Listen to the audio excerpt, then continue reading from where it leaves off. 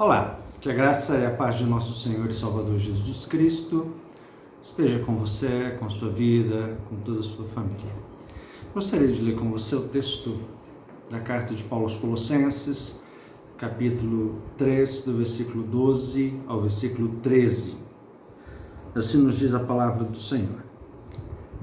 Revesti-vos, pois, como eleitos de Deus, santos e amados, de ternos afetos de misericórdia, de bondade, de humildade, de mansidão, de longanimidade.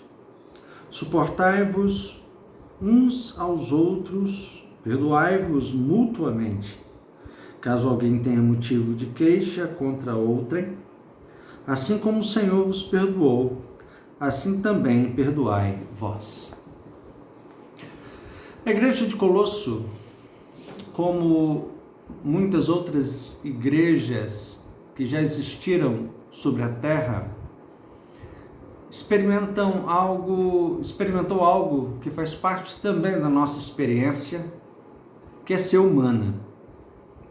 Às vezes nós pensamos na igreja como uma entidade divina, como algo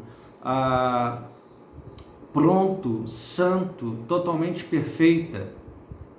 Uma ideia que muitas vezes é recorrente dentro da mentalidade cristã, ainda mais que declaramos, por exemplo, no credo apostólico, que cremos na Santa Igreja Universal, ou que se torna universal.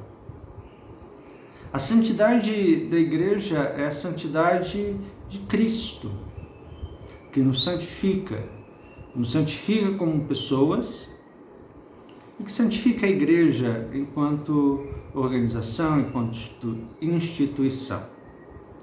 O fato é que a santidade da igreja é relativa, jamais absoluta, enquanto não se cumprir o tempo da volta do Senhor Jesus. Então nós vivemos numa realidade humana e, como tal, ainda contaminada pelo pecado, ainda dominada pelo mal, de modo que, como igreja, enfrentamos o problema do pecado na vida de cada um de nós. Experimentamos o pecado contra os nossos irmãos, pecamos contra os nossos irmãos, eles pecam contra nós. Isso é uma dinâmica própria da natureza caída do homem que ainda persiste em nós, mesmo tendo crido em Jesus Cristo. É por isso que o apóstolo começa estes versículos chamando os santos, os eleitos de Deus, aqueles que são amados por Deus, a uma prática de vida em que o perdão seja oferecido, seja dado àqueles que cometem o mal contra nós.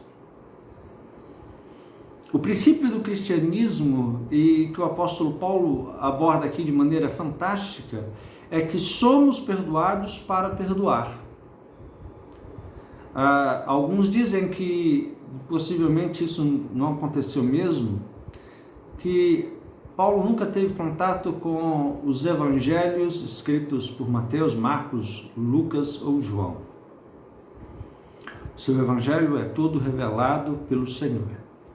E aqui é algo maravilhoso, porque podemos ver que claramente aquela parábola em que um certo homem com uma grande dívida vai diante de um rei e a sua dívida era impagável.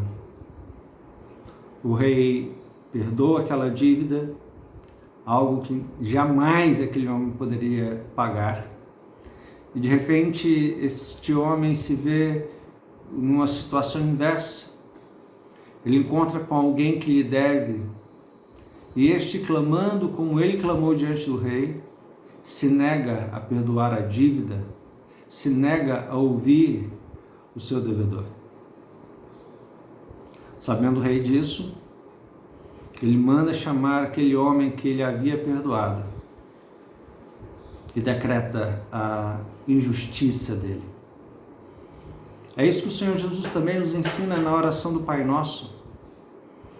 Perdoa as nossas dívidas, assim como nós perdoamos os nossos devedores. É por isso que a paciência, a longanimidade, a mansidão entram como um elemento chave na prática e na vida cristã. Porque somos chamados a exercer o domínio da nossa raiva, da nossa ira, do nosso descontentamento diante do mal que nos é afligido pelos nossos irmãos. Mal este que é prejudicial em todos os sentidos. Mal este que também nos leva ao pecado. É por isso que o Senhor nos chama pela palavra dele a vivermos a prática da paciência, da longanimidade, isto é, ter um espírito muito mais disposto a perdoar, muito mais apto ao perdão. E aí o texto no versículo 13, o apóstolo Paulo vai dizer algo fantástico. Suportai-vos uns aos outros. E às vezes nós pensamos aqui que suportar é aquela ideia de que nós devemos tolerar as pessoas. É muito além disso. É exercermos não apenas domínio sobre as nossas vidas, mas auxiliarmos os demais a terem domínio de si mesmos. É sermos capazes de auxiliar o outro em suas dificuldades, em seus problemas, e até mesmo auxiliá-lo no cuidado contra as suas próprias intenções perversas e malignas. Aqui é uma busca comum pela santidade. E o apóstolo usa uma expressão no grego, alelon, quer dizer uns com os outros, mutualidade, reciprocidade. Você não pode ser uma pessoa que todo mundo tem que tolerar. E você mesmo não tolera ninguém. Você não deve ser uma pessoa que todo mundo deve carregar no colo. Tratar pão de ló. Fazer com que todos façam a sua vontade. Porque todos têm que ter paciência com você. Não.